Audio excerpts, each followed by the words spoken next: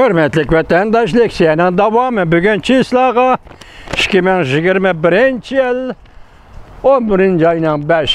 günü yukarılık senin devamı 6. ayda Cenva'da Prezident Joe Biden, Prezident Vladimir Putin bilen görüşüp söhbetleşkenden keyin 7. aydan başlap Prezident Joe Biden hükümetinin əməldarları, yuqarı dərəcəlik əməldarları Moskva 3 qatim berib Moskvanı ziyaret qıldı.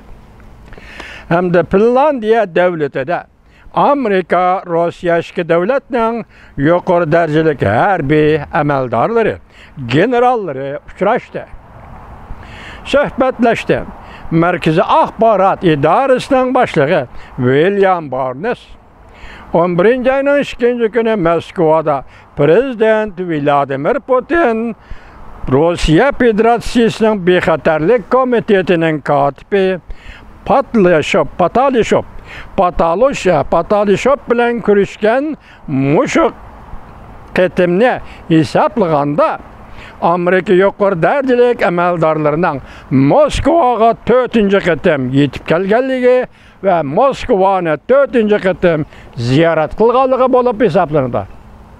Biz yani bir ketimliğe koşup koyduğun sözümüz ala şəhərinin cümle vatandaş.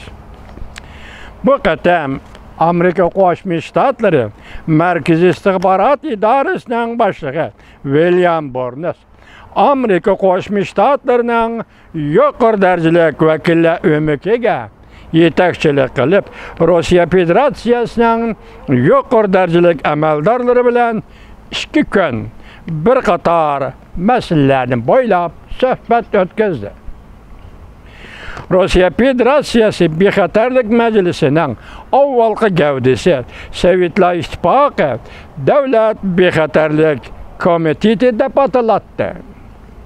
Mühim vazifesi prezidentlik devlet işleri siyaseti belgilep beriş idi.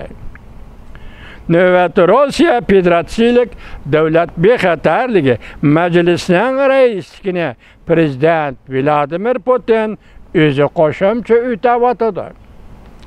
Katip Patalishov Prezident Vladimir Putin yadrolıq çemberikide istihbarat əməldarları işide zar, hukukluq adamdır. Amerika tərəfə kelsək, Merkezi İstihbarat İdarəsinin başlığı William Burns. O avvalda Moskvada turistlik sabiq baş elçi idi.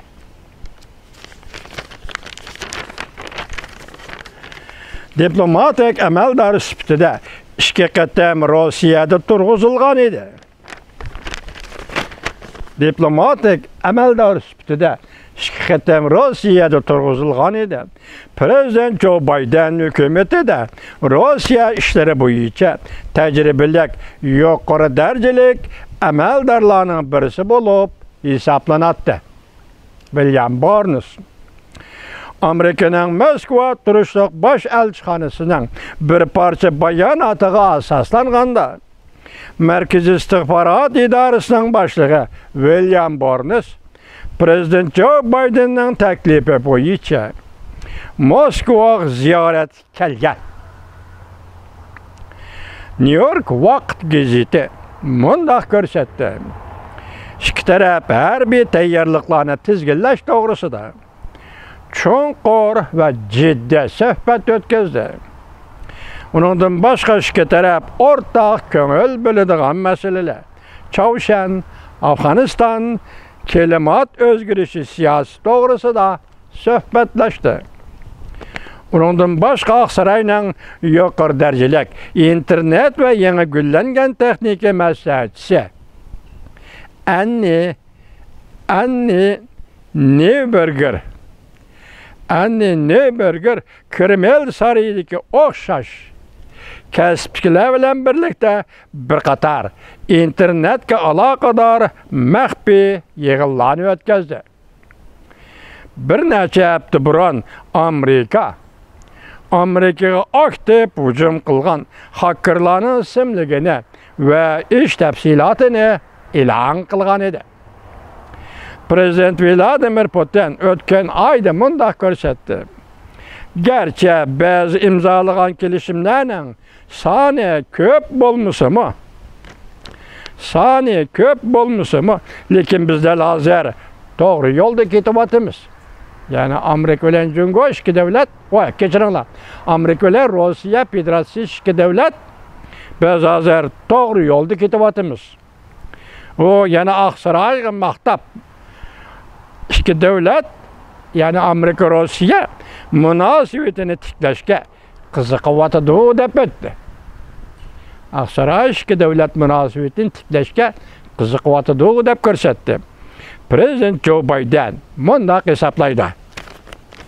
Gerçi Amerika ve Rusya dünya sahnəsində rəqabətləşimi, ola yani iki devlet ortak menfaatlarga muvaffaq keladigan yerlerde hamkorlashishi kerak ve hamkorlashida. Davomini anglaysiz vatandosh.